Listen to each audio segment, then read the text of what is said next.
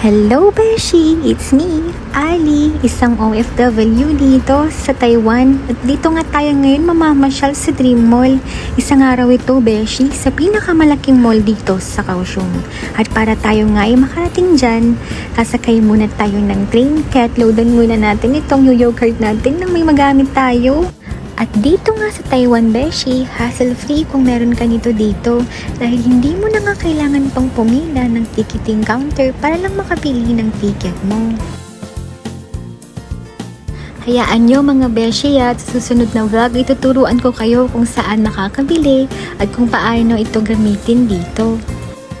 Dahil alam niyo ba mga Beshi, na hindi lang ito pang public transportation, pwede rin natin kasing gamitin ang card na to pang bayad ng entrance fees sa mga sikat na tourist spot dito sa Taiwan, gaya na lamang ng Taipei Zoo at marami pang iba.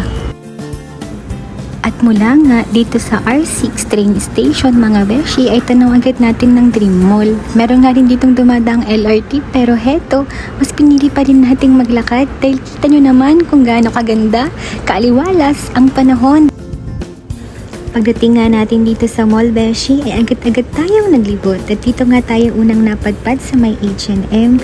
Nakakita kasi tayo ng mga sale na damit.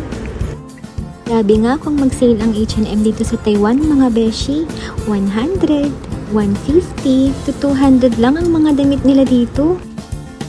Pero syempre, para sa kagaya ko na mahilig sa ukay ay mas pinili natin na dito nga tayo mamili sa may 2nd Street.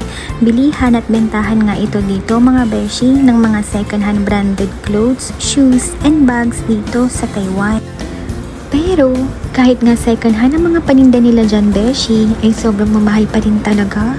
Kaya, naghanap nga lang tayo dyan ng pasok sa budget at nakakita nga tayo ng isang Uniqlo jeans for 200 NT mga Beshi. Kaya binili na rin natin.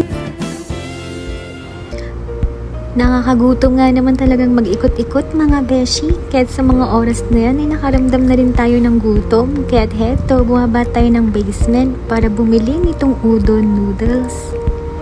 Sinamahan na din natin ng tempura at isang fried chicken. Kaya't tara, samahan niyo muna akong kumain bago natin ulit libutin ng mall na to.